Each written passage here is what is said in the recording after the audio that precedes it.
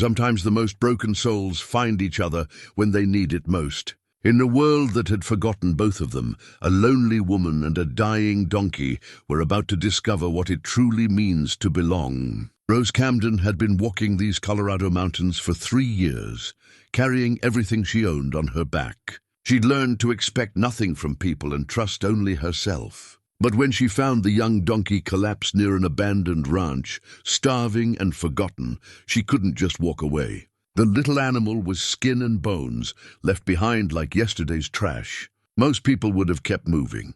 Rose knelt down and made a different choice. What happens when two lost souls decide to save each other? Before we jump back in, tell us where you're tuning in from. And if this story touches you, make sure you're subscribed, because tomorrow I've saved something extra special for you. The morning air in the Colorado Rockies carried the bite of autumn, crisp and clean at 8,000 feet above sea level. Rose Camden pulled her wool coat tighter as she knelt beside the collapsed donkey, her weathered backpack sliding off her shoulder onto the dry grass. 3 years of mountain living had taught her to read the signs. This little animal had maybe hours left, not days. The donkey's ribs showed through patchy brown fur, each breath a visible effort. Its eyes, though dulled by hunger, still held a spark of awareness when Rose extended her calloused hand. She'd seen plenty of abandoned livestock in her wanderings, but something about this one's quiet resignation struck her differently. It wasn't fighting death anymore, just waiting for it with the patience of the truly forgotten. "Easy there, little one," she whispered, her voice rusty from days of silence. The donkey's ear twitched at the sound, a small sign of life that made Rose's chest tighten with unexpected emotion. The abandoned ranch stretched around them like a ghost from another era. The main house sat 50 yards away, its windows dark and curtainless, the front porch sagging under years of neglect. But the bones of the place were solid. Log construction that could weather anything these mountains threw at it. More importantly, Rose could hear the sound that had drawn her off the hiking trail, water running somewhere nearby. She stood slowly, scanning the property with the practiced eye of someone who'd learned to survive on what others left behind. A weathered barn leaned against the hillside, its red paint faded to rust. Scattered outbuildings dotted the property, most with roofs intact. And there, behind the house, she spotted what she'd hoped for, an old hand-pump well with a wooden trough beneath it. Rose had been carrying water in 2 plastic bottles for the past week, rationing carefully as she made her way south toward warmer country before winter set in. She'd planned to resupply in the next town, still a day's walk through the mountains. But plans changed when life put suffering in front of you. She dropped her pack and pulled out one of her bottles, unscrewing the cap as she returned to the donkey. The animal's nostrils flared at the scent of water, and it tried to lift its head. Rose slipped her arm under its neck, supporting the weight as she tilted the bottle to its lips. The donkey drank slowly at first, then with increasing desperation. Rose let it have half the bottle before pulling back, knowing too much too fast could make things worse. She'd learned that lesson caring for her grandfather's horses back when she still had a home to return to.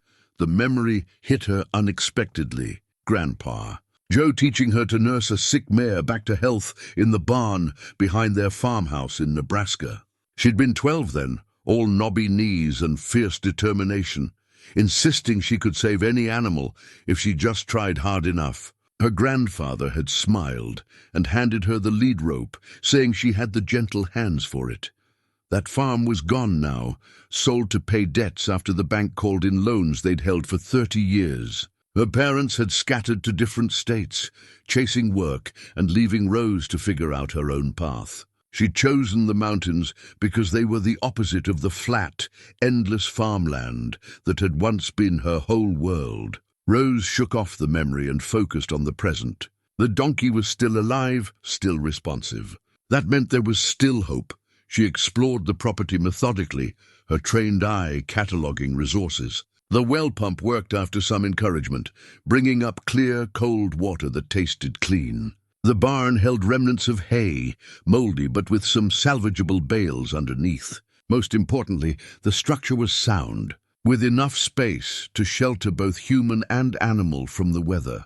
The house itself was locked, but Rose had learned skills in her wandering years that her grandfather never would have approved of. A broken window in the back provided entry to a kitchen that smelled of dust and abandonment, but showed no signs of recent habitation. Canned goods lined the pantry shelves, their labels faded but contents likely still good. Someone had left this place in a hurry, or perhaps had simply given up and walked away.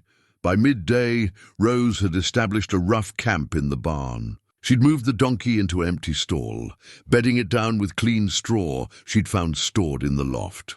The animal seemed stronger already, lifting its head more frequently and showing interest in its surroundings. "You're a fighter," she told it, running her hand along its neck. "Just needed someone to give you a chance." The irony wasn't lost on her. 3 years ago, she'd been the one on the verge of giving up, standing in the ruins of everything she'd ever known. The difference was, she'd had 2 functioning legs and enough stubbornness to keep moving.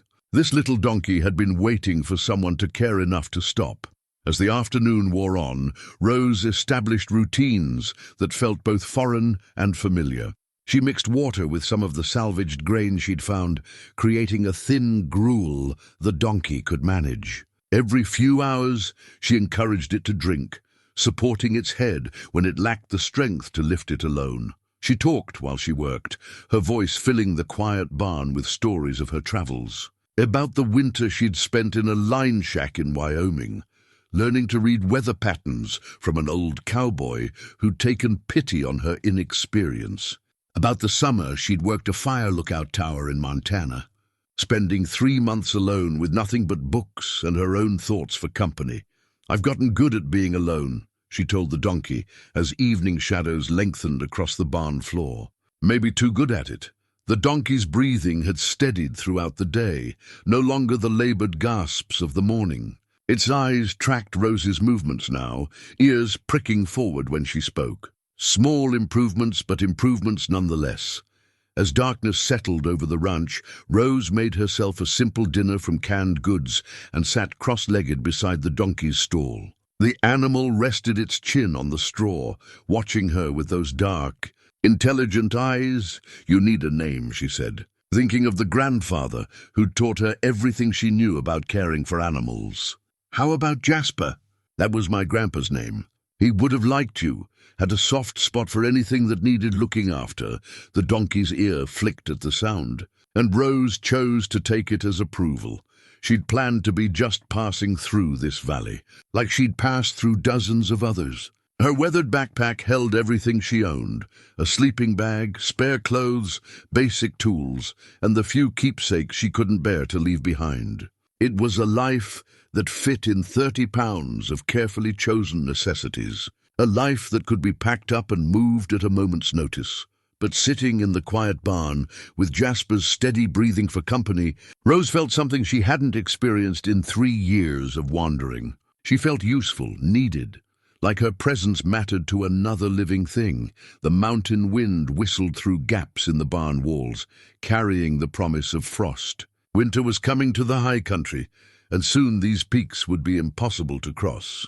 She'd planned to be well south by now, following the migrating birds to warmer places where she could find work until spring. Instead, she found herself calculating how long the stored hay might last, whether the barn's old wood stove could be made to work, how much food remained in the abandoned house. Planning for a stay rather than a departure, something she hadn't done since leaving Nebraska.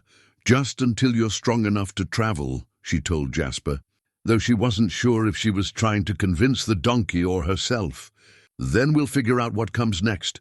But even as she spoke the words, Rose felt the weight of a decision settling around her like the mountain darkness. For 3 years, she'd been running from the pain of losing everything she'd ever loved. Maybe it was time to stop running and see if she still remembered how to build something worth keeping. The donkey exhaled deeply and closed its eyes, trusting enough to sleep in her presence. It was a small thing, but in Rose's experience, the most important changes often started with the smallest steps. 3 weeks had passed since Rose found Jasper, and the transformation was remarkable. The donkey's ribs no longer showed through his coat, which had grown thick and glossy with proper care. He followed Rose around the property like a devoted dog, his ears pricked forward with curiosity about everything she did. The abandoned ranch had become their sanctuary, a place where two lost souls had found purpose in caring for each other. Rose had settled into routines that felt more like home than anything she'd experienced since leaving Nebraska. She woke with the sunrise, checked on Jasper, then spent her mornings exploring the property and making small repairs. The old wood stove in the barn worked perfectly once she'd cleaned the chimney, and she'd even managed to fix the hand pump so it operated more smoothly. The house remained locked and unexplored beyond her initial supply raid. Something about it felt too private, too much like trespassing on someone else's memories. The barn and outbuildings provided everything she and Jasper needed. On this particular morning, Rose was teaching Jasper to walk on a makeshift halter she'd crafted from old rope found in the barn. The donkey had taken to the training eagerly, seeming to enjoy the structure and attention. They were practicing in the corral behind the barn when the sound of approaching vehicles cut through the mountain quiet. Rose's stomach dropped. In 3 weeks, they'd seen no sign of human presence. The ranch felt forgotten by the world, which had been exactly what she needed. She quickly led Jasper into the barn and stepped outside to meet whatever was coming. 2 vehicles emerged from the tree line, a black SUV followed by a white pickup truck with official-looking plates. Rose's hands instinctively moved to her pockets, checking for the few personal documents she always carried. Her vagrant lifestyle had taught her to be wary of authority figures, especially ones who arrived unannounced. The SUV stopped near the house, and 3 people climbed out. A man in an expensive suit despite the remote location, a woman carrying a clipboard and leather portfolio, and another man who looked like hired muscle. The pickup truck held 2 more men who stayed seated, but kept their eyes on Rose. "Mrs.?" The suit approached with a practiced smile that didn't reach his eyes. "Camden," Rose replied carefully. "Rose Camden. I'm Mr. Davidson, and this is Ms. Rodriguez from Pinnacle Development Corporation." He gestured to the woman with the clipboard. "We weren't expecting to find anyone here." Rose said nothing, waiting. 3 years of avoiding questions had taught her the value of silence. "This property has been purchased by our company," Davidson continued, his tone becoming more formal. "We have legal documentation of the sale and development rights." Ms. Rodriguez stepped forward, opening her portfolio. "I'm afraid we're going to need you to vacate the premises immediately. This is private property now." Rose accepted the papers they handed her, scanning the legal language with growing concern. Property sale, development rights, vacation notice. The words blurred together as her heart rate increased. The address matched this ranch, and the date of sale was only a week old. "I'm not causing any trouble," Rose said, her voice steady despite the panic building in her chest. "I was just sheltering here temporarily." "That's fine," Davidson said with false sympathy. "But we have development plans that require the property to be cleared. You have 30 days to remove any belongings and find alternative accommodations. 30 days. Rose's mind raced through the implications. Winter was approaching fast in the high country. In 30 days, the mountain passes would be treacherous, if not impassable. But more than that, Jasper was finally healthy and happy. Moving him now, disrupting the stability they'd built, could undo all the progress he'd made. What kind of development? She asked, though she suspected she wouldn't like the answer. "Luxury vacation homes," Miss Rodriguez said with the enthusiasm of someone describing a wonderful opportunity. "High-end retreat properties for discerning clients who want to experience the authentic mountain lifestyle." Rose looked around the property with new eyes, imagining it carved up and transformed into something unrecognizable.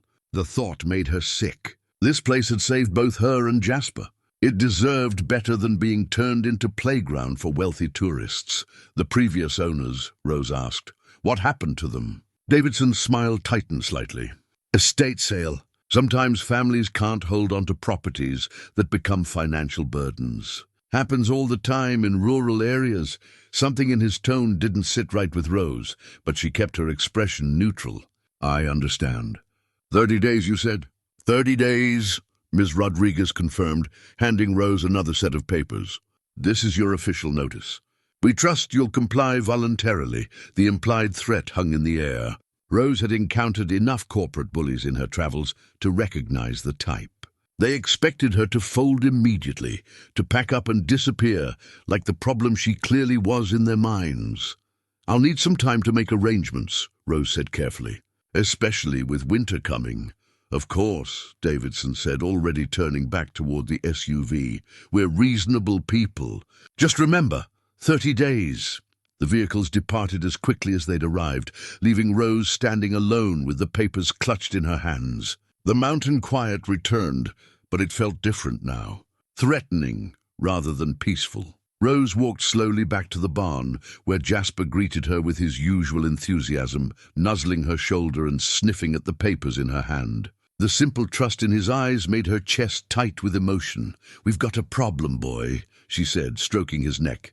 "Looks like we're not as welcome here as we thought." She spread the papers on a hay bale and read through them carefully. The legal language was dense, but the message was clear.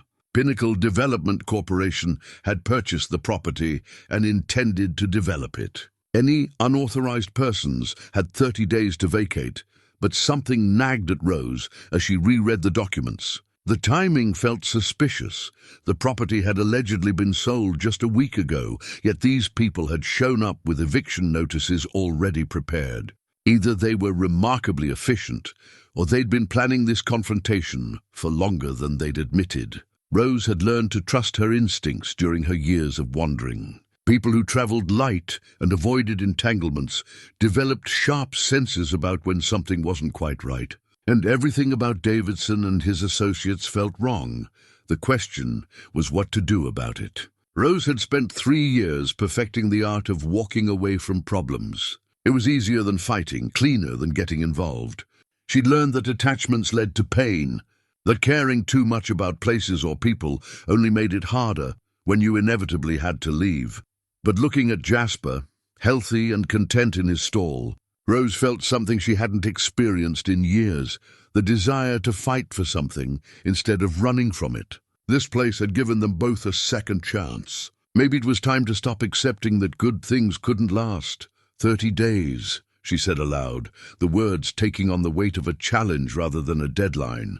Well, Jasper, looks like we're about to find out what we're really made of. The donkey tilted his head at her tone, sensing the change in her mood. Rose scratched behind his ears and made a decision that would change everything for both of them.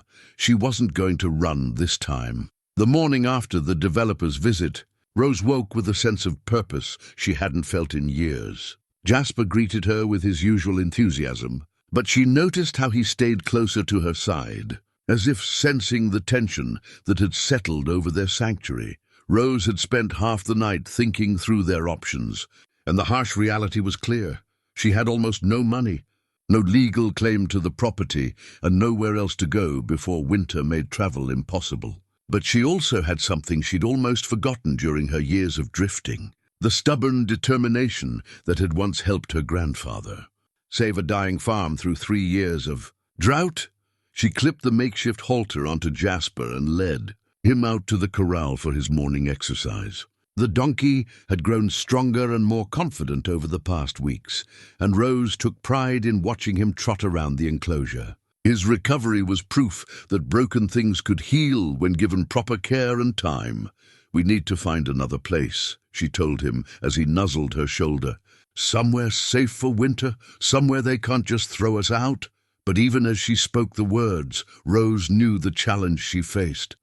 Most abandoned properties in the area would have the same problem: unclear ownership and the constant threat of development or legal complications. She needed something more permanent, more secure.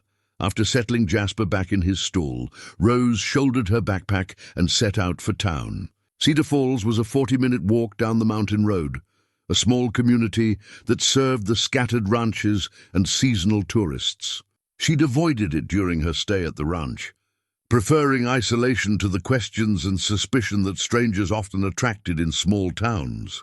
But now she needed information, and towns were where information lived.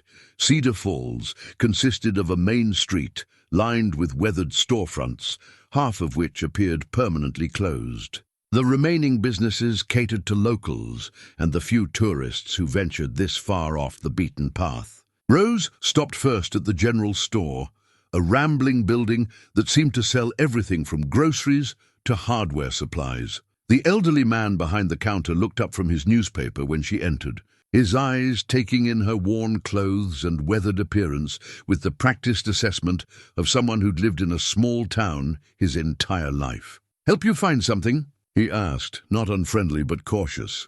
"Information, mainly," Rose said, approaching the counter. "I'm looking for property to rent in the area. Something isolated, suitable for keeping a few animals." The man, his name tag read Walt, leaned back in his chair. "You new around here?" "Passing through," Rose said, then reconsidered. Honesty might serve her better than evasion. "Actually, I've been staying at the old Henderson place up the mountain, taking care of an animal I found there." Walt's expression shifted, becoming more interested. "Henderson place? That's been empty for months. Thought the bank was handling the estate. It was until a development company bought it last week," Rose said. "They've given me 30 days to clear out. Pinnacle Development." Walt's tone turned sharp. "Those sons of—" He caught himself and glanced around the empty store. "Those people have been sniffing around here for months, making offers on properties that aren't for sale." Rose felt a spark of hope. "Other people have had problems with them?" "Problems?" Walt laughed bitterly. "They've been harassing half the families in the valley, claiming they have buyers lined up for luxury developments. Most folks have told them where to stick their offers, but money talks loud enough to change some minds." This was exactly the kind of information Rose needed. "Are there other abandoned properties in the area? Somewhere I could legally rent or caretake?" Walt studied her for a long moment, then seemed to make a decision. "You said you found an animal up there?"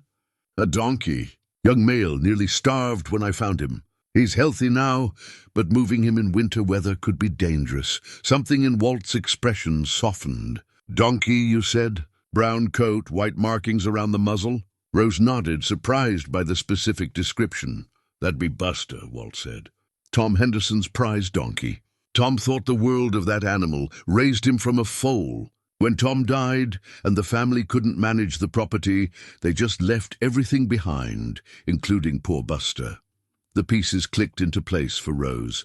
So, he wasn't abandoned by strangers. His owner died 3 months ago. Heart attack while he was checking fence line. Family lives back east had no interest in a mountain ranch. Bank took over, but nobody thought about the animals until it was too late. Walt shook his head. Tom would have been heartbroken knowing Buster was suffering.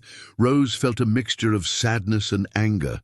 Jasper Buster had nearly died because of neglect and bureaucratic oversight. No wonder he'd responded so well to consistent care and attention. "The Henderson family," Rose said carefully. "Would they be interested in knowing their father's donkey is alive and well?" Walt brightened. "I've got their contact information somewhere. Tom's daughter called a few months back, asking about settling the estate. She seemed decent enough, just overwhelmed by the legal complications.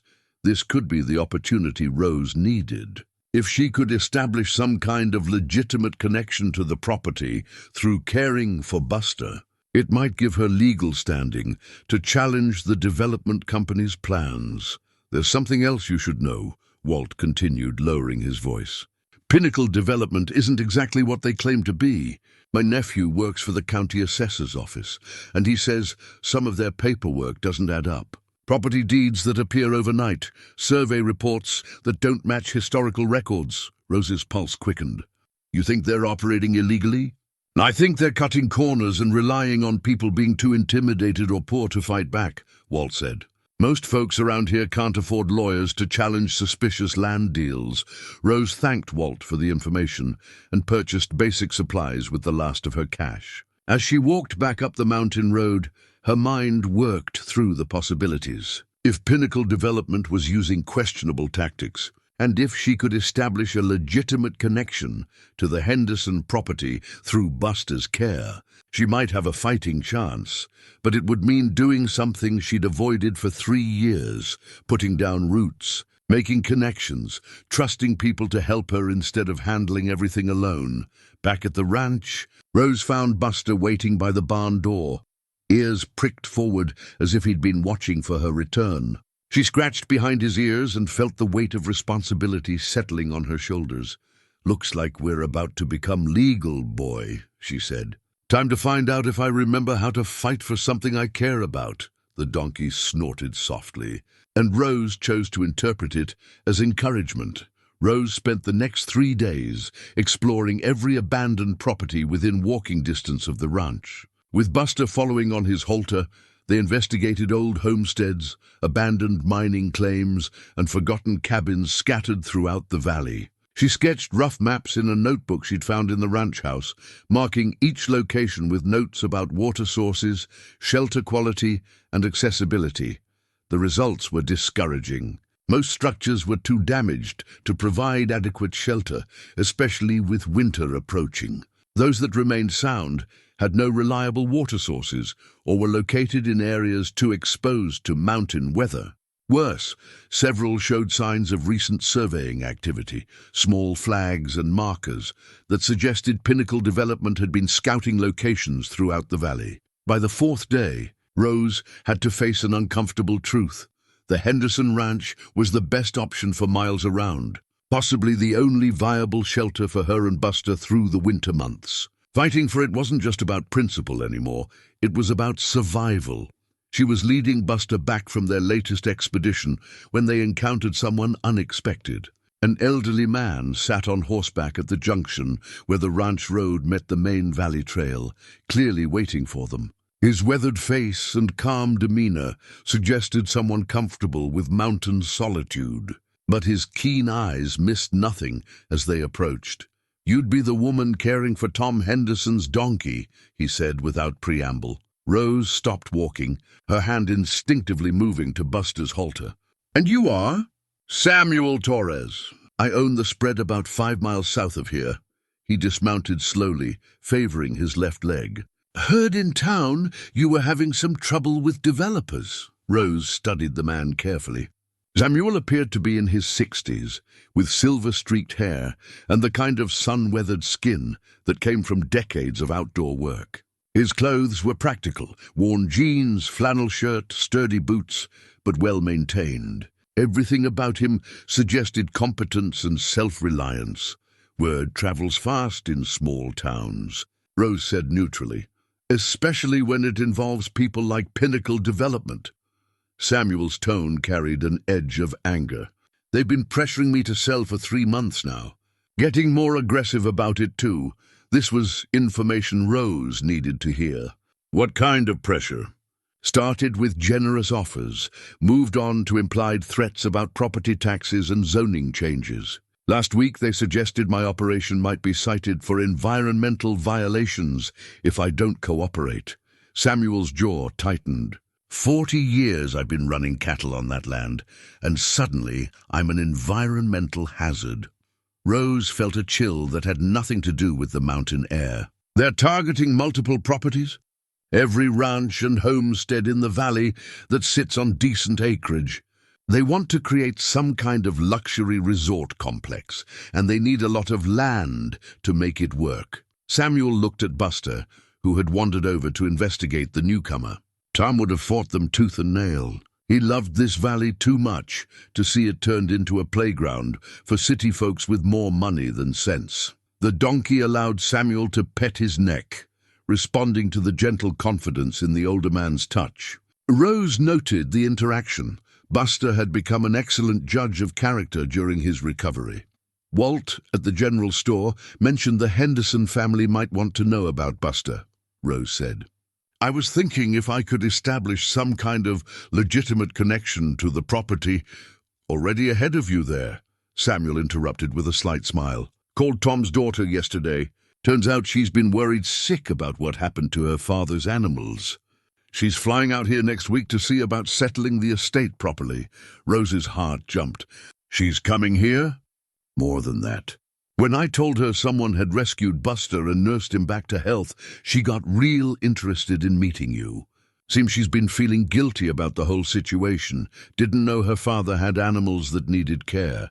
This could change everything. If the Henderson family was willing to involve Rose in the estate settlement, it might give her legal standing to challenge Pinnacle Development's claims. There's something else you should know, Samuel continued, his expression becoming more serious. I've been doing some research into Pinnacle Development. A friend of mine used to work for the State Land Office before he retired. According to him, some of their documentation is questionable at best. Rose felt the pieces of a larger puzzle starting to come together. What kind of questionable? Property surveys that don't match historical records. Deeds that seem to have appeared overnight. The kind of things that happen when people with money think they can buy their way around legal requirements. Samuel's eyes hardened. I've seen this before in other parts of the state.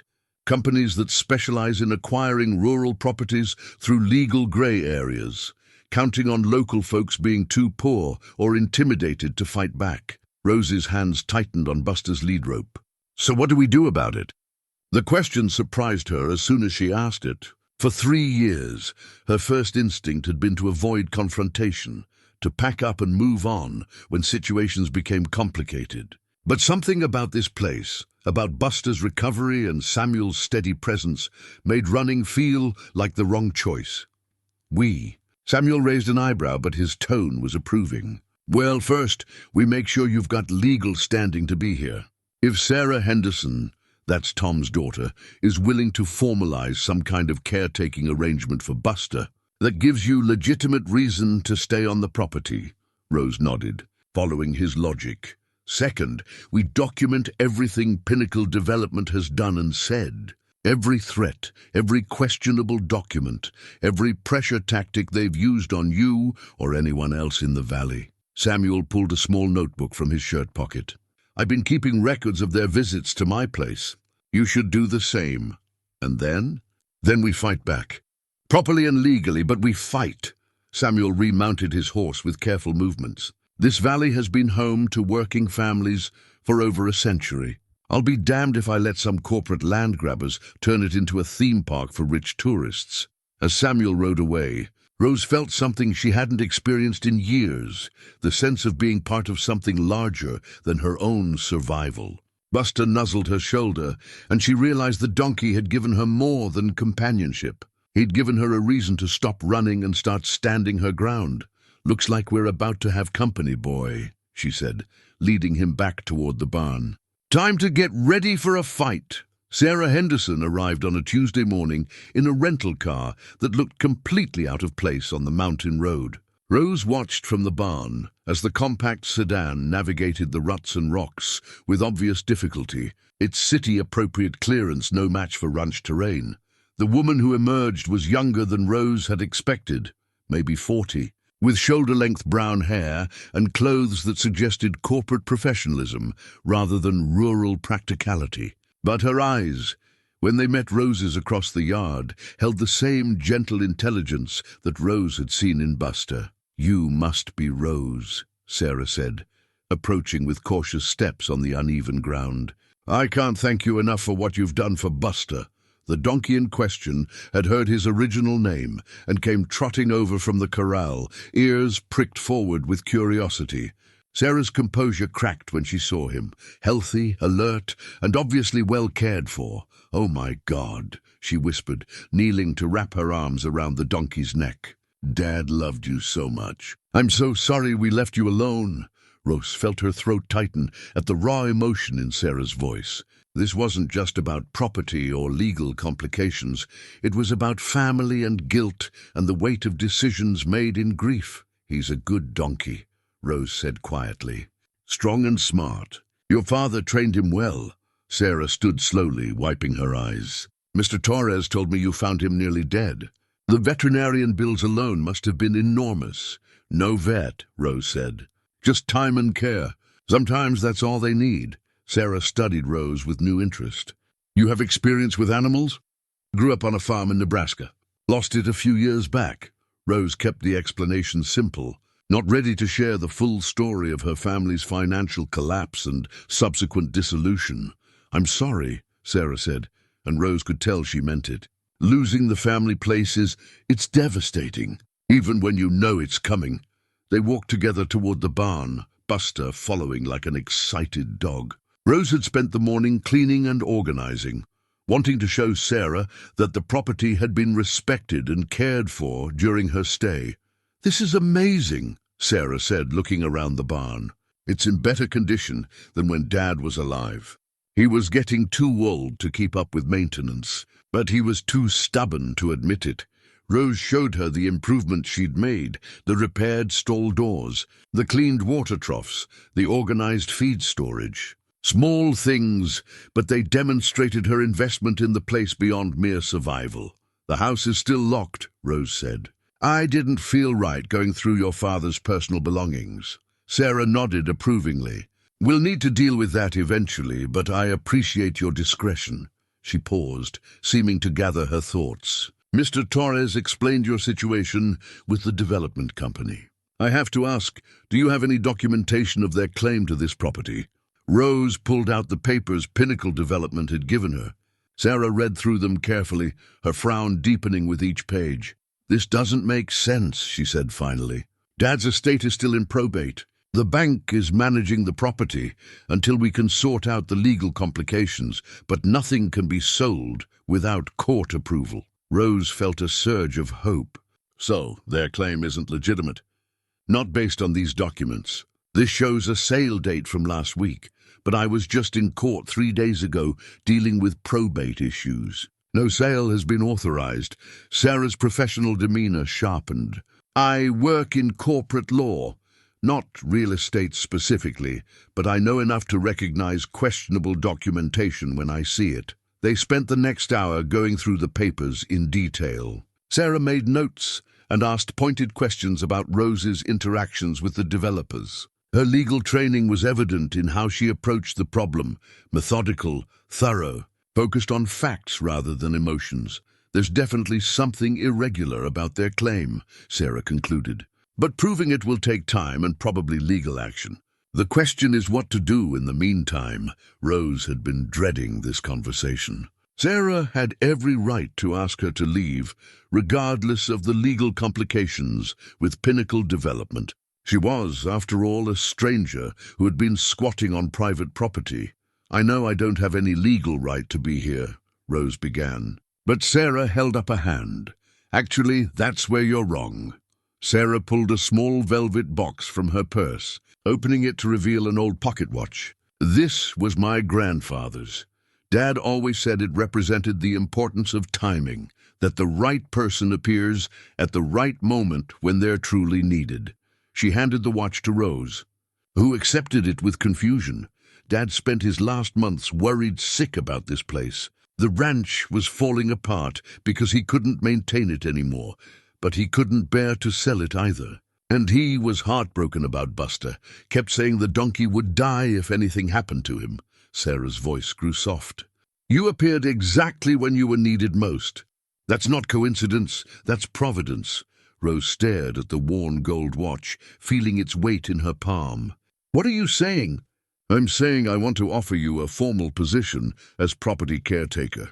Room and board, in exchange for maintaining the buildings and caring for any animals. It would give you legal standing to be here and help us preserve Dad's legacy while we sort out the estate." The offer was more than Rose had dared hope for. But years of hard experience had taught her to examine gifts carefully before accepting them. "What about your family? Don't they have a say in what happens to the property?" Sarah's expression darkened slightly. "My brother lives in California and wants to sell everything as quickly as possible. He thinks I'm being sentimental about worthless mountain property.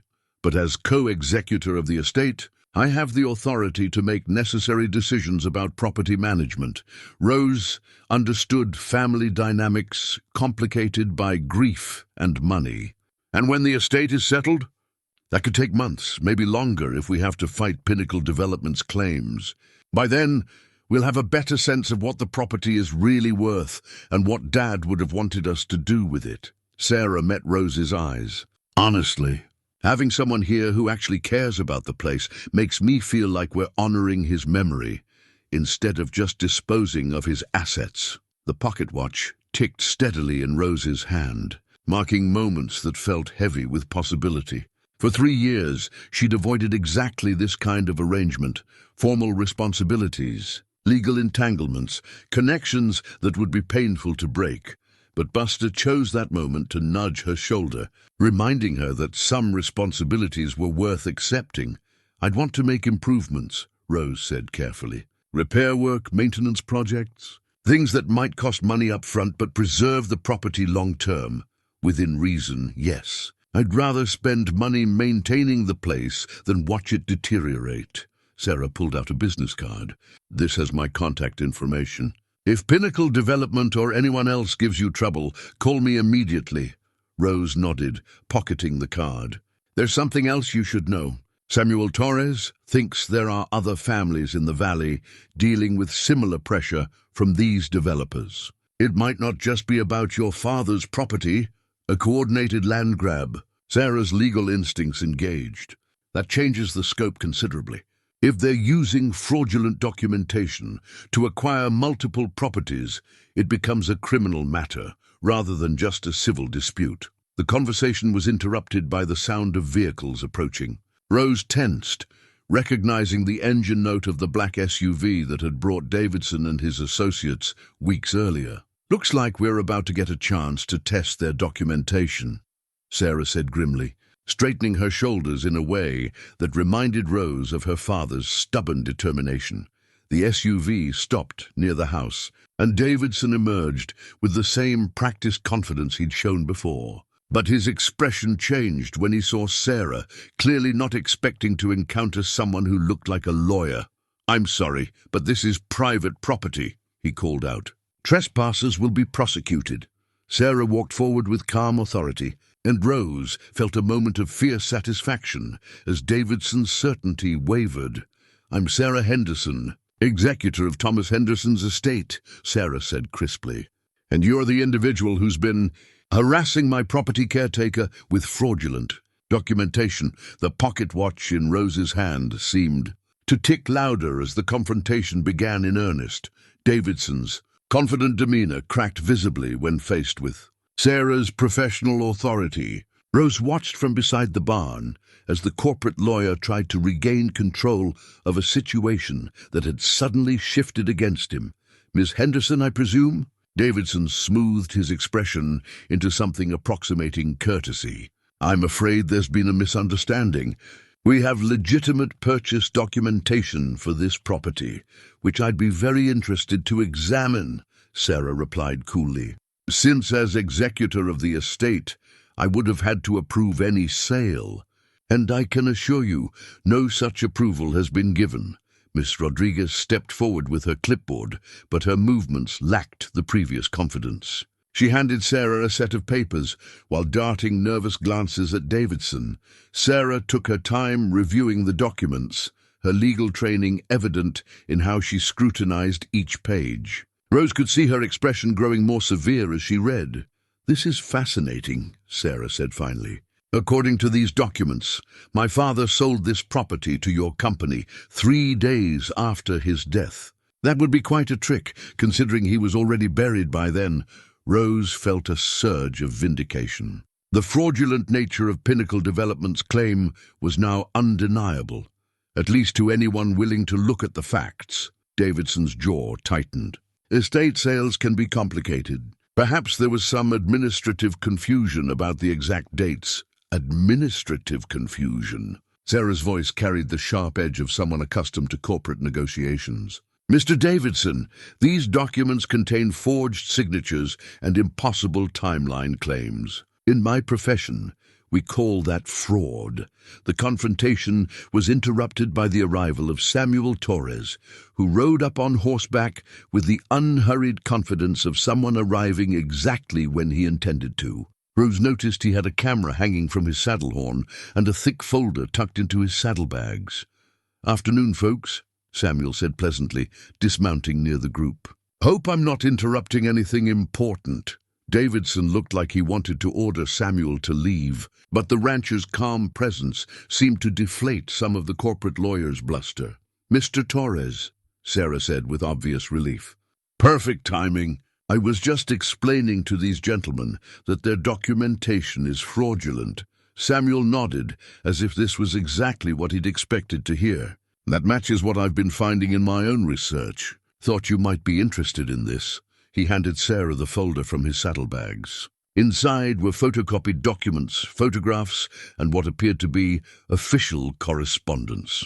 "Turns out Pinnacle Development has been busy throughout the state," Samuel explained. "My friend at the land office helped me track their activities. 17 properties acquired in the past 6 months, all through questionable documentation. Several families have filed complaints with the state attorney general's office." Rose watched Davidson's face carefully and saw something that looked like panic flicker across his features. Whatever game Pinnacle Development had been playing, they hadn't expected this level of organized resistance. "These are serious allegations," Ms. Rodriguez said, but her voice lacked conviction. She was clearly the junior member of the team and probably hadn't signed up for criminal fraud when she took the job. "They're not allegations," Sarah said firmly. "They're documented facts, and I suspect when we examine your survey documents more closely, we'll find similar irregularities." Samuel reached into his saddlebags again and produced a folded paper. "Already ahead of you there. This is the original survey of the Henderson property, filed with the county in 1987.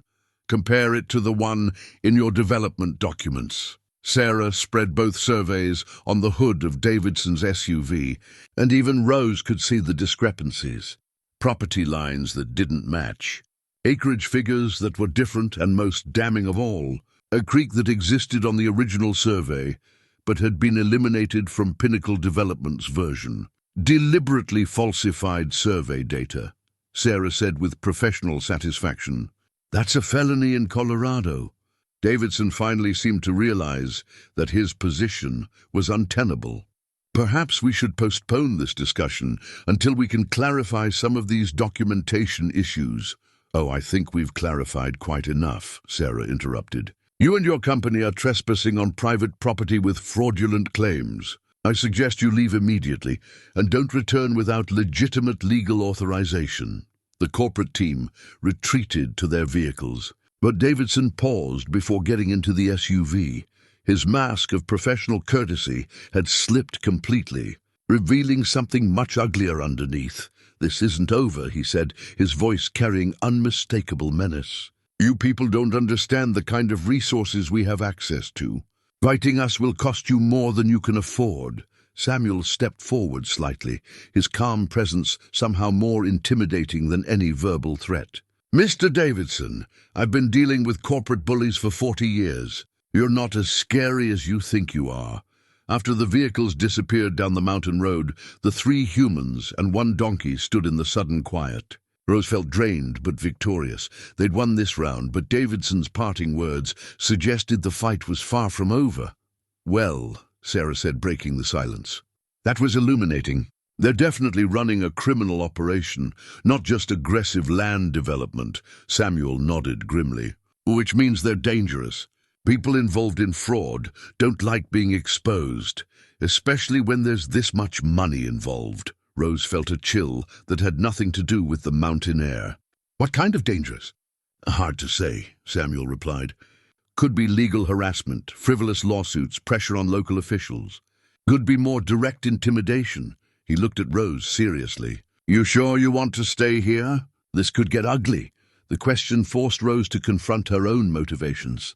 3 years ago, the first hint of trouble would have had her packing her backpack and disappearing down the trail. She'd become an expert at avoiding complications and conflicts. But as Buster wandered over and rested his head against her shoulder, Rose realized she'd already made her choice. This place had given both of them a second chance at belonging. "Some things were worth fighting for.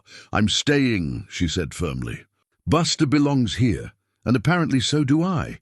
Sarah smiled for the first time since the confrontation began. "Good, because I have a feeling we're going to need all the help we can get." Samuel remounted his horse, but paused before riding away. "I'm calling a meeting of all the affected families for tomorrow evening. Time we started coordinating our response instead of fighting this alone." As he rode off, Rose realized she was no longer just trying to survive until spring. She was part of a community now, with all the responsibilities and connections that entailed. It was terrifying and exhilarating in equal measure. The community meeting took place in Samuel's ranch house, a sprawling log structure that spoke of generations of careful stewardship.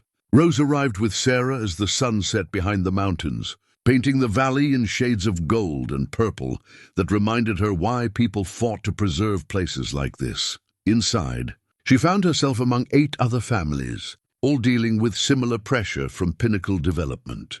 The stories were depressingly familiar.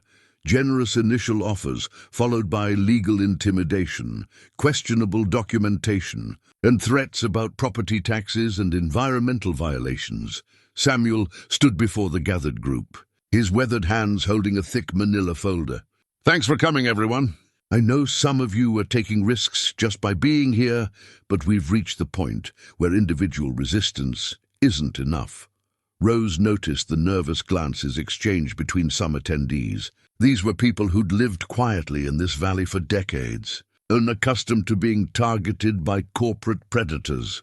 "Before we discuss our response," Samuel continued, "there's something you all need to know about me. Something that changes the scope of what we're dealing with." He opened the folder and spread documents across his coffee table. Rose moved closer and felt her breath catch. Federal identification badges, official correspondence with government letterheads, photographs of Samuel in very different clothing and settings. "My name is Samuel Torres, but for 23 years I was Special Agent Samuel Torres, Financial Crimes Division. Federal Bureau of Investigation." The room went completely silent. Rose stared at the documentation, trying to reconcile the quiet rancher she'd known with the federal law enforcement officer revealed in these papers. "I retired 5 years ago and bought this ranch because I wanted peace and quiet." Samuel continued, "But old habits die hard, and when Pinnacle Development started pressuring me, I couldn't help but investigate their background." He pulled out another set of documents, these marked with official FBI seals. Pinnacle Development Corporation is a shell company for the Volkov organization, a money laundering operation that's been on federal radar for 3 years. They use fraudulent land acquisitions to clean money from various criminal enterprises, drug trafficking, human trafficking, illegal weapons sales. Rose felt the world shift around her. What had seemed like a local land dispute was actually part of a major criminal operation. "The land they're acquiring isn't really for development," Samuel explained. "It's for creating a complex network of seemingly legitimate real estate transactions that make dirty money appear clean. They need isolated properties where they can control all the variables." Sarah raised her hand like she was in a courtroom. "You're saying my father's ranch was targeted specifically for money laundering?" "Your father's ranch, my ranch, and every other property in this valley with the right characteristics: remote location, unclear ownership situations, local population too small to mount effective resistance." Samuel's expression was grim. "We stumbled into the middle of a federal investigation without knowing it." One of the other ranchers, an elderly woman named Martha, spoke up with a shaky voice. "Are we in danger? I mean real danger?" Samuel's pause before answering told Rose everything she needed to know. The Volkov organization doesn't usually resort to violence for property acquisition. It's too messy and draws unwanted attention. But they also don't tolerate exposure of their operations. He looked around the room seriously. "By challenging their claims and gathering evidence, we've made ourselves persons of interest to some very dangerous people." Rose felt her stomach drop. She thought about Buster waiting back at the ranch, trusting and vulnerable. She thought about Sarah, who'd gotten involved in this mess because of her father's donkey. The weight of unintended consequences pressed down on her. "Why didn't you tell us this earlier?" asked another rancher, anger creeping into his voice. "Because I needed to confirm my suspicions before potentially putting you all at risk," Samuel replied. And because I was hoping we could resolve this at the local level without involving federal authorities. Rose's mind was reeling, but something bothered her about the timeline. You said you've been investigating them for 3 years, but you only retired 5 years ago? Samuel's expression grew even more serious. The Volkov organization cost me my career, Rose. 3 years ago, I was the lead agent on a task force investigating their activities in Nevada. We had them dead to rights. Financial records, witness testimony, the whole package. He pulled out a newspaper clipping dated 3 years earlier. The headline read, "Federal agent accused of evidence tampering in high-profile case. They have people everywhere. Judges, prosecutors, law enforcement. When we got too close, they destroyed my reputation and forced me into early retirement. The case was dismissed, the evidence declared inadmissible, and I was lucky to avoid criminal charges myself." The room erupted in worried conversation. But Rose found herself focusing on a different detail. "You said they targeted you specifically because you were investigating them." "That's what I thought," Samuel said. "But now I'm wondering if it's the other way around. What if they've been planning this Valley operation for years, and they moved against me in Nevada to clear the path for acquisition here?" Sarah leaned forward, her legal mind engaging with the implications. "You're suggesting they researched property ownership in this area, identified you as a potential obstacle, and destroyed your career to neutralize the threat. It sounds paranoid, but it fits their pattern.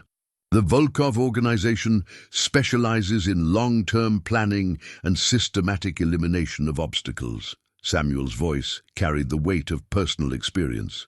"They've been playing chess while we've been playing checkers." Rose reached into her pocket and pulled out the pocket watch Sarah had given her. The steady ticking seemed louder in the suddenly quiet room, marking moments that felt heavy with danger. "What about the local authorities?" Martha asked. "Surely the sheriff or county prosecutor can help." Samuel shook his head. "I've been checking, and there are financial connections between local officials and companies tied to the Volkov organization. Not necessarily corruption, but enough to make me cautious about who we trust."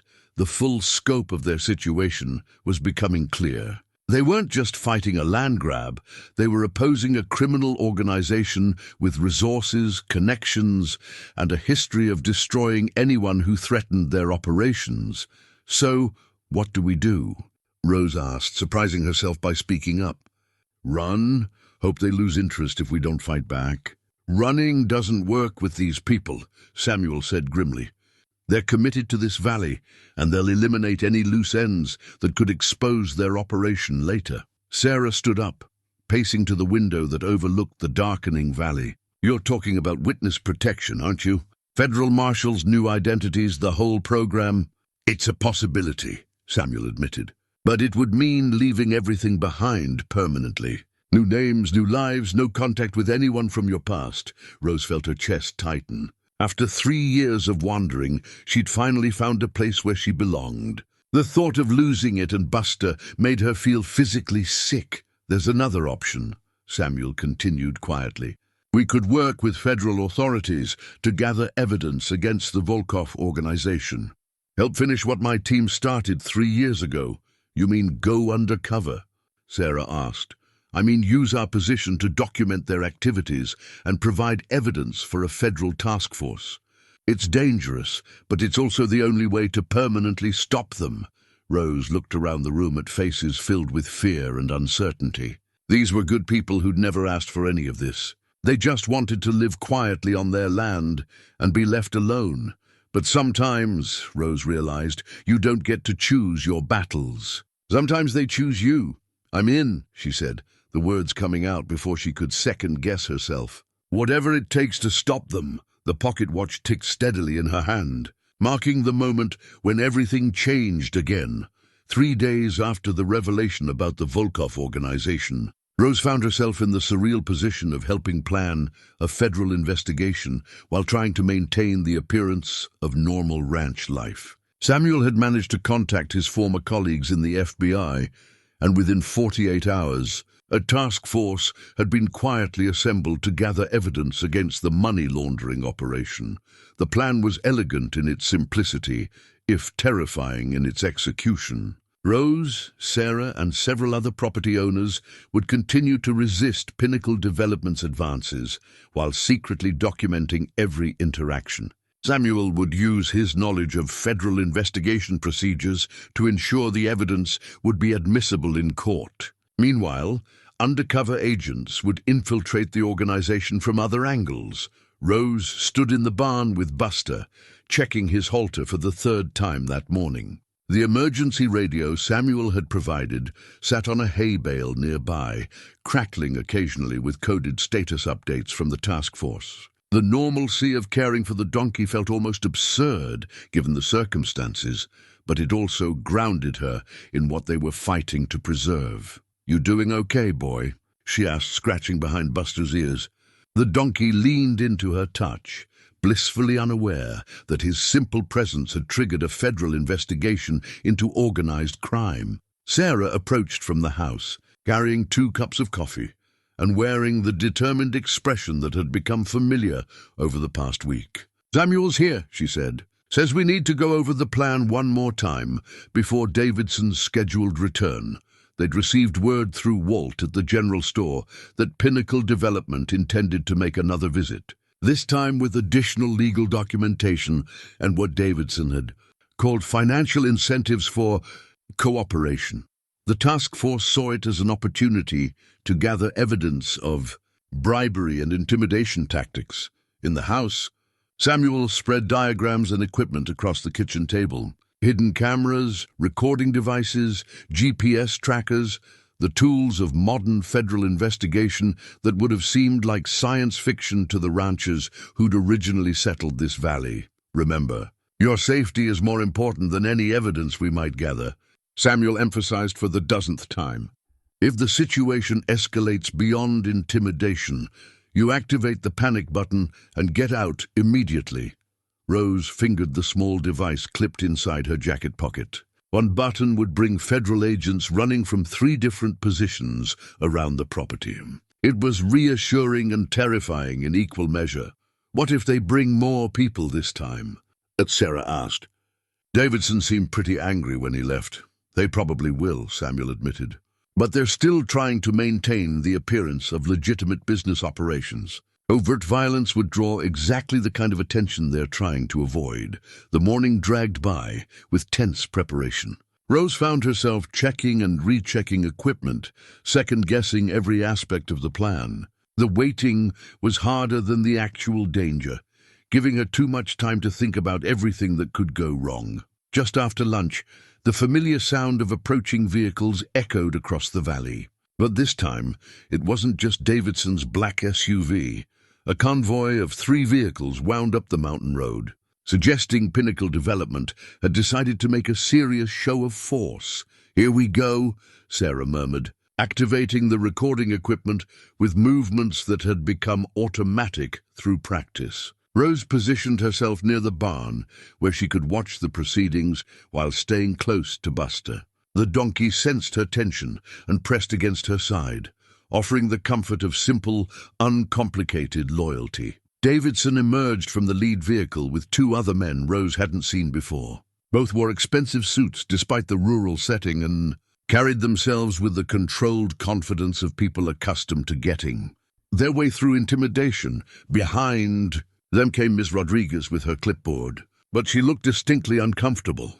The junior associate had clearly not signed up for whatever Pinnacle Development had become. The 3rd vehicle disgorged 4 more men, these in casual clothing that didn't quite hide the bulges of concealed weapons. Not bodyguards exactly, but the kind of enforcers that operated in legal gray areas. Sarah walked out to meet them with the same calm professionalism she'd shown during their first confrontation. But Rose could see the tension in her shoulders. Samuel remained inside the house, monitoring the situation through hidden cameras while maintaining communication with the federal task force. "Ms. Henderson," Davidson called out with false joviality, "I hope you've had time to reconsider our previous conversation." "I've had time to research your organization more thoroughly," Sarah replied evenly. The results were quite illuminating. One of the new men stepped forward, and Rose felt her breath catch. Unlike Davidson's corporate polish, this person radiated genuine menace. His smile was cold and calculating, the expression of someone who enjoyed having power over others. "Ms. Henderson, my name is Victor Kozlov. I represent the primary investors in Pinnacle Development Corporation." His accent carried just a hint of Eastern European origins. "Perhaps we can resolve this misunderstanding more efficiently than my colleagues have managed." Rose's blood ran cold. Samuel had shown them photographs of known Volkov organization operatives, and Victor Kozlov had been prominently featured. They weren't dealing with corporate lawyers anymore. They were facing actual members of the criminal organization. "There's no misunderstanding," Sarah said, though Rose could hear the slight tremor that entered her voice. "This property is not for sale, and your documentation is fraudulent." Kozlov's smile widened, but it never reached his eyes. "I think you misunderstand the nature of our business relationship. Miss Henderson, we are not making a request." The men who'd arrived in the third vehicle spread out casually, taking positions that effectively surrounded Sarah. It wasn't overtly threatening, but the message was clear. Rose felt her hand move instinctively toward the panic button, but forced herself to wait. They needed to document the intimidation tactics before calling for help. "Are you threatening me, Mr. Kozlov?" Sarah asked, her legal training helping her maintain composure despite the obvious danger. "I'm explaining reality," Kozlov replied smoothly. "Sometimes people require education about the broader consequences of their decisions. For instance, did you know that your brother in California has recently experienced some unfortunate financial difficulties?" Sarah's face went pale. "What are you talking about?" "Investment losses, tax complications, the kind of problems that can destroy a person's livelihood if they're not resolved quickly." Kozlov's tone remained conversational, but the threat was unmistakable. Of course, these issues could disappear as easily as they appeared, given the proper motivation. Rose realized they'd crossed a line from property intimidation to direct threats against family members. Her hand tightened on the panic button, but Kozlov wasn't finished. "And your charming caretaker," he continued, nodding toward Rose. "Such an interesting background. 3 years of moving from place to place, never staying anywhere long enough to establish connections. Almost as if she's running from something." Rose felt ice form in her stomach. "How much did they know about her past?" "People who live off the grid often have reasons for avoiding official attention," Kozlov continued, with mock sympathy. "Immigration status, outstanding warrants, unpaid debts. The kind of problems that could make life very difficult if the wrong people became interested. The threat was clear: comply or face consequences that extended far beyond the immediate situation." Rose realized that running wasn't an option anymore. They knew too much about her, about Sarah, about everyone involved in the resistance. "You have 24 hours to finalize the property transfer," Kozlov announced, producing an official-looking document from his jacket. "After that, we'll be forced to explore alternative methods of resolving this situation."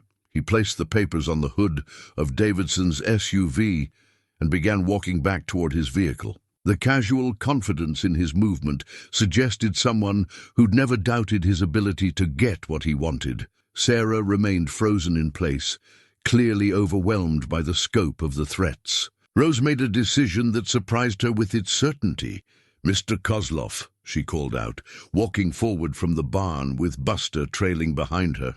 "Before you leave, there's something you should know." The criminal operative turned with mild curiosity, probably expecting pleading or capitulation. "You've made a mistake," Rose continued, her voice growing stronger with each word. "You think we're isolated and vulnerable, but you're wrong. This valley has something you don't understand." "And what's that?" Kozlov asked with amused condescension. Rose looked around at the mountains that had become her home, at the ranch that had saved both her and Buster, at Sarah who'd chosen to trust a stranger with her father's legacy. "It has people who care about it," she said simply. "And people who care about something are a lot more dangerous than you think." Kozlov's amusement faded slightly, but he maintained his composed demeanor as he got into his vehicle. The convoy departed with the same threatening efficiency it had arrived with. leaving an ominous silence in its wake. Rose activated her panic button, and within minutes, federal agents emerged from concealment positions around the property. As they swarmed the area, documenting evidence and coordinating their response, Rose realized that the real battle was just beginning. But for the first time in 3 years, she wasn't running from a fight. She was standing her ground and protecting something worth saving. The federal task force moved with swift precision as soon as Rose activated the panic button. Within 10 minutes, the ranch property swarmed with agents coordinating what looked like a military operation. Samuel emerged from the house carrying communications equipment. His transformation from quiet rancher to federal law enforcement officer, complete and unsettling. "All right," Agent Martinez said, with the tone of someone making a decision she'd probably regret. "If you're determined to stay, we'll work with what we have. But this operation goes by federal rules, which means you follow orders without question when things get dangerous." Rose nodded, feeling a mixture of relief and terror. She was committed now, fully invested in seeing this through, regardless of the consequences. Samuel was already moving toward the house. "I'll get the emergency communications equipment set up. If we're doing this, we need redundant contact with the outside." "What about the other families?" Sarah asked. "They deserve to know what's happening." "Already coordinating evacuations for non-essential personnel," Agent Martinez replied. "But Samuel's right.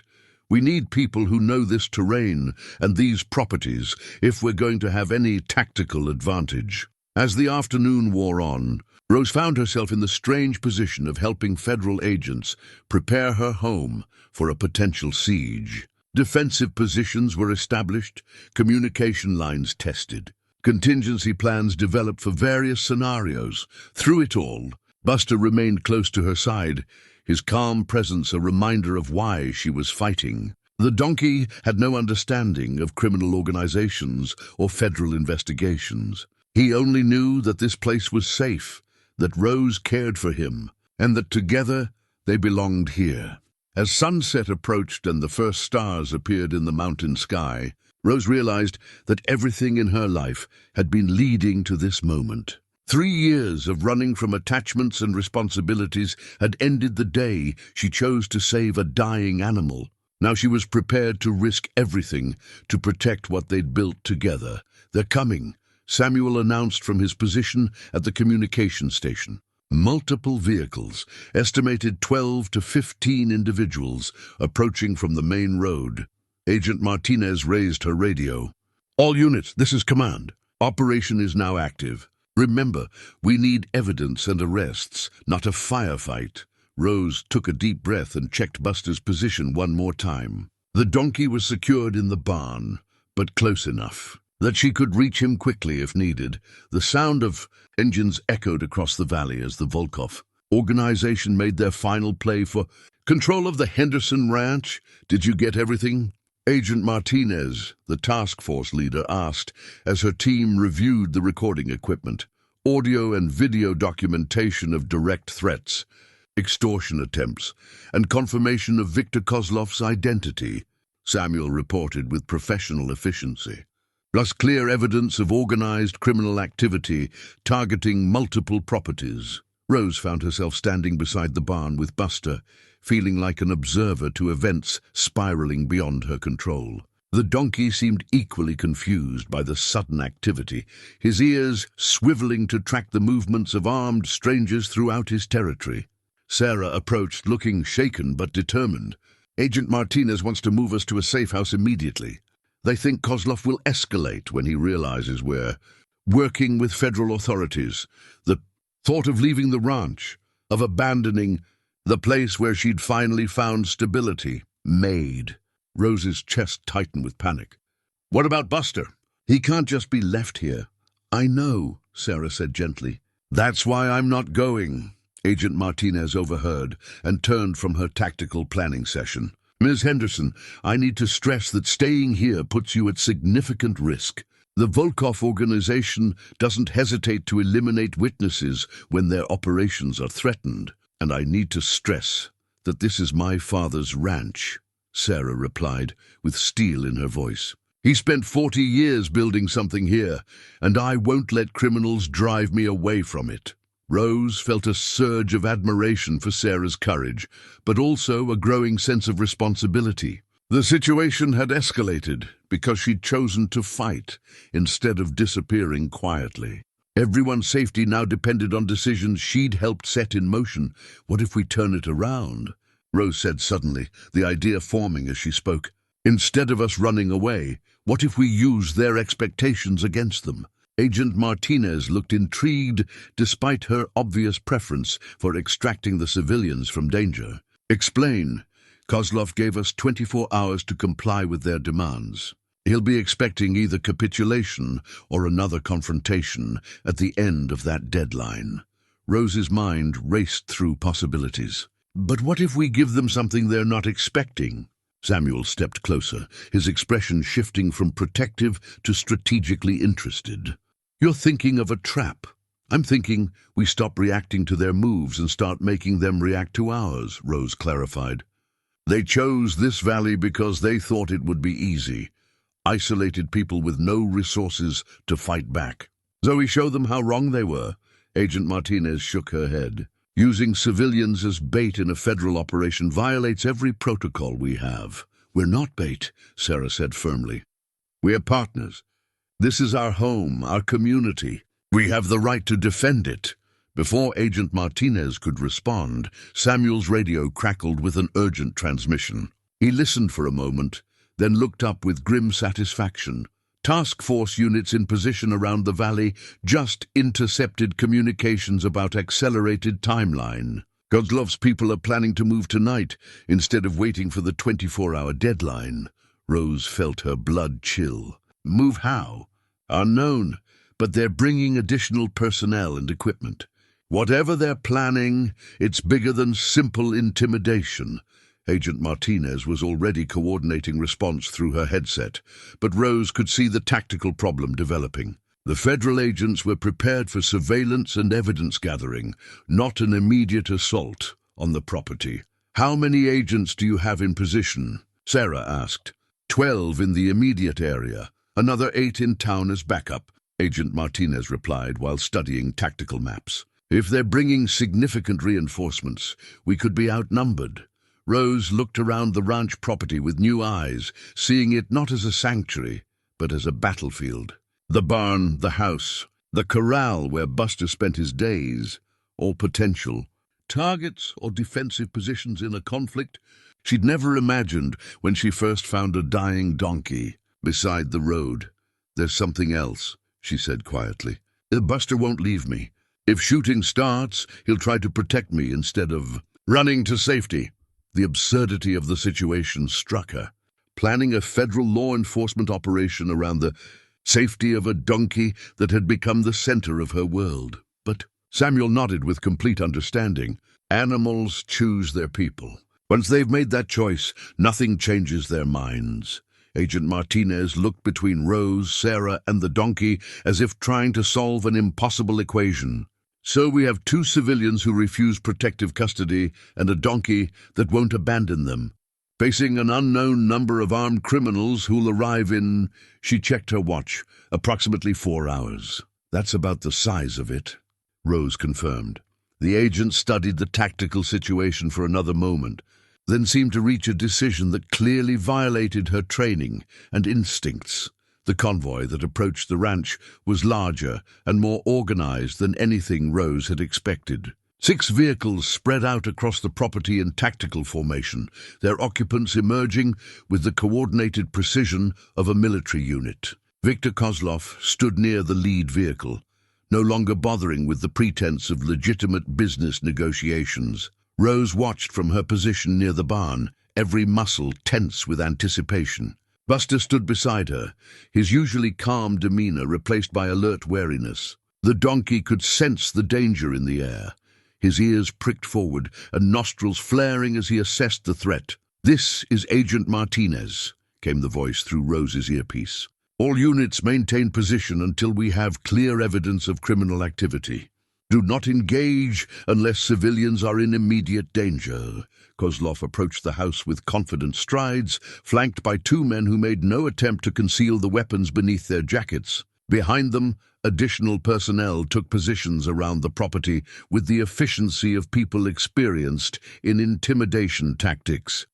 "Ms. Henderson," Kozlov called out with mock courtesy, "I trust you've had time to reconsider our generous offer." Sarah emerged from the house with the same calm professionalism she'd maintained throughout the ordeal, though Rose could see the tension in her posture. "Mr. Kozlov, as I explained yesterday, this property is not for sale under any circumstances." Kozlov's smile faded completely. "I'm afraid you misunderstand the nature of our business relationship. This isn't a negotiation anymore." He gestured to his associates, who began moving toward the house with obvious intent. Rose felt her hand move toward the panic button, but Agent Martinez's voice stopped her. "Hold position. We need them to commit to criminal activity before we can move." One of Kozlov's men produced a crowbar and approached the front door. "We'll be conducting our own assessment of the property value, with or without your permission." "That's breaking and entering," Sarah said firmly, though Rose could hear the fear creeping into her voice. "That's business," Kozlov replied coldly. "And if you or your caretaker attempt to interfere, you'll discover that we take business very seriously." The man with the crowbar began working on the door lock while others spread out to secure the area. Rose realized with growing alarm that the federal agents were allowing the situation to escalate beyond intimidation into actual criminal activity. Then Buster made a decision that changed everything.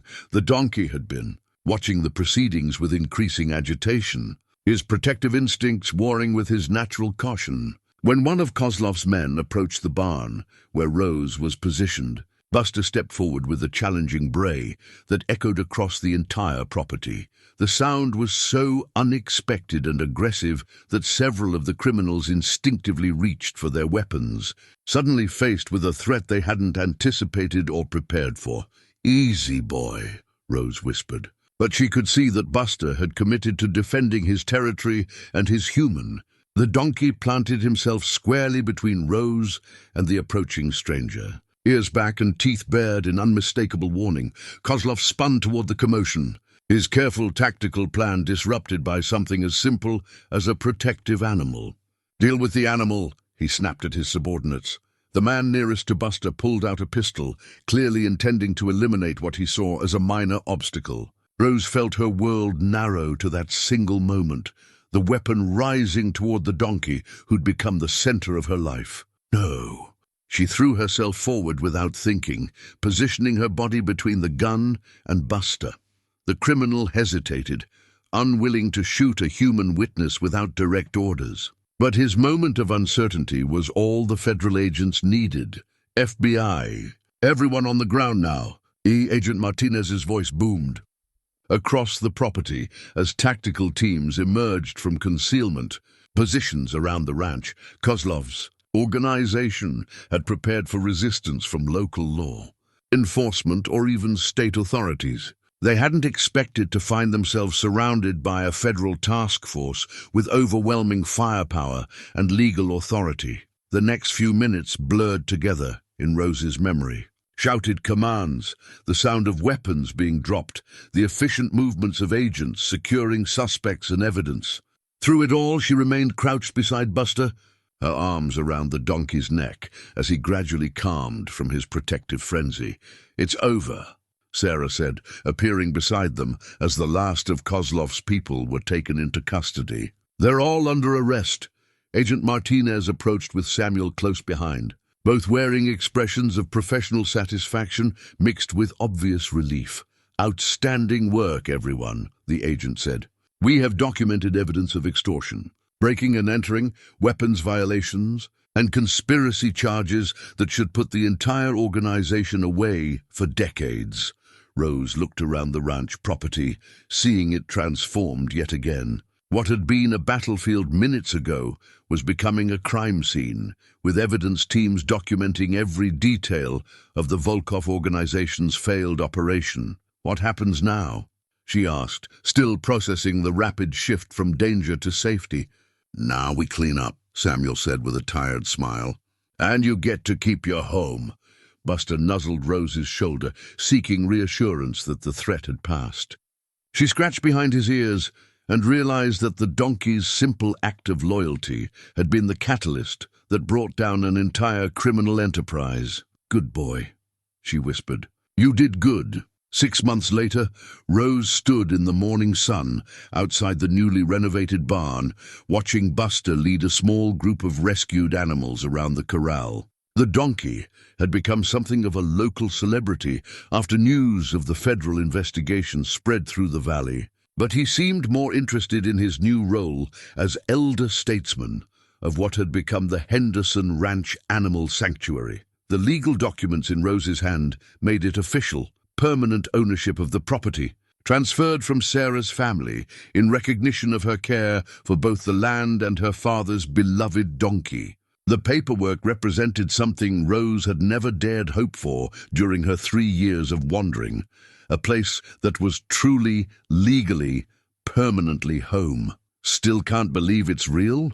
Sarah asked, approaching with 2 cups of coffee and the satisfied expression of someone who'd successfully navigated complex legal proceedings. "Some days it feels like a dream," Rose admitted, accepting the warm mug gratefully.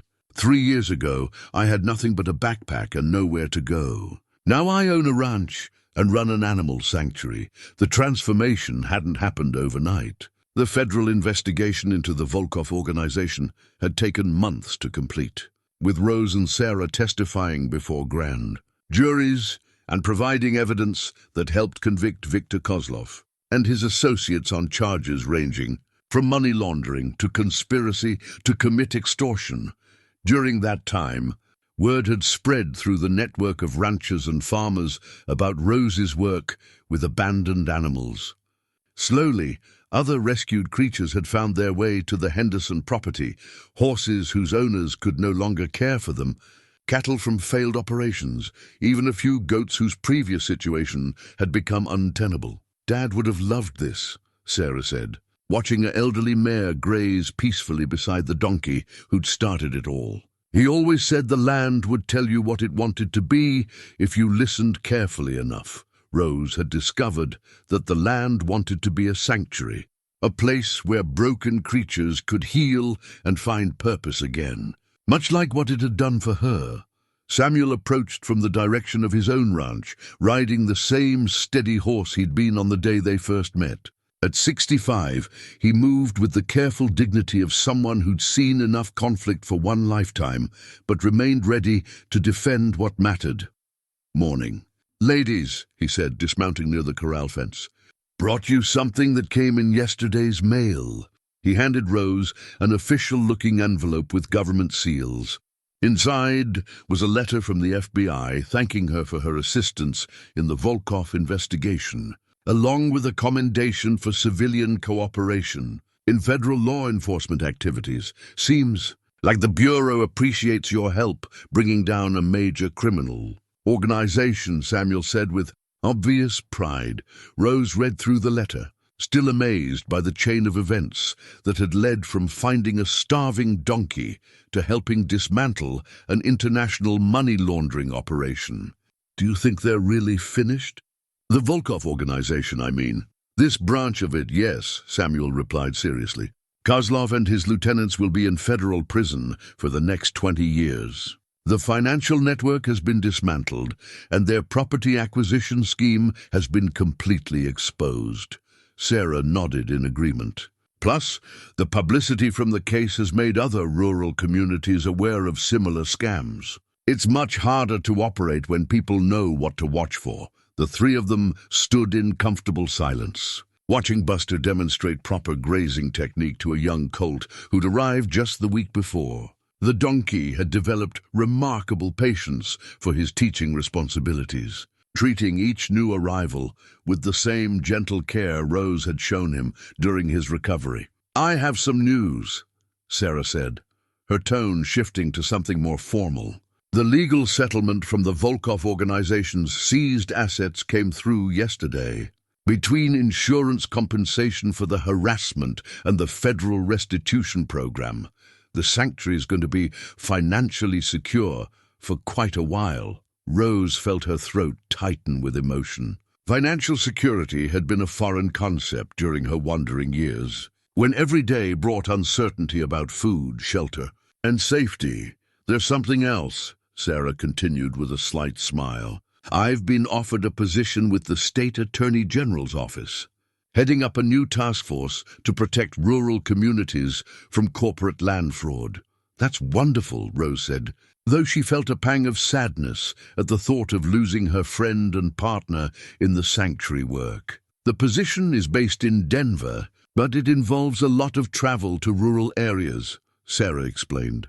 I was hoping I could keep a permanent room here at the ranch, use it as my base of operations. Rose's smile returned full force. I'd like that. Buster would like that too, Samuel chuckled. That donkey has become quite the judge of character. If he approves of someone, that's good enough for me. As if summoned by his name, Buster trotted over to the fence where they stood. His coat was thick and glossy, his eyes bright with health and contentment. He nuzzled Rose's shoulder with the familiar affection that had become as natural as breathing. You know, Rose said, scratching behind his ears, when I found you that first day, I thought I was saving your life. Turns out you were saving mine. The donkey snorted softly, as if such philosophical observations were beyond his concern. He had hay to eat, water to drink, a safe place to sleep, and people who cared about him. In Buster's view, that was enough for any creature. Samuel remounted his horse, preparing to return to his own ranch and the cattle that still required his attention. You planning to expand the sanctuary further? Rose looked around the property that had become her life's work. The renovated barn, the improved fencing, the animals who'd found safety and purpose here. We'll take whoever needs us, she said simply. There's always room for one more. As Samuel rode away and Sarah headed back to the house to handle sanctuary paperwork, Rose remained by the fence with Buster. The mountain air carried the scent of pine and the promise of afternoon rain, the same smells that had greeted her on the morning she'd first stopped to help a dying donkey. She pulled out the pocket watch Sarah had given her months ago, listening to its steady tick-marking moments that no longer felt borrowed or temporary. Time moved differently when you had somewhere to belong, when your presence mattered to other living creatures. Come on, boy, she said to Buster, opening the gate to let him back into the corral with his charges. We've got animals to take care of. The donkey trotted ahead of her, eager to return to his work of welcoming the lost and teaching them that home was more than just a place. It was the feeling of being valued exactly as you were. Rose followed him into the sanctuary they'd built together, her weathered backpack now hanging forgotten in the barn, no longer needed by someone who'd finally learned that staying could be braver than leaving.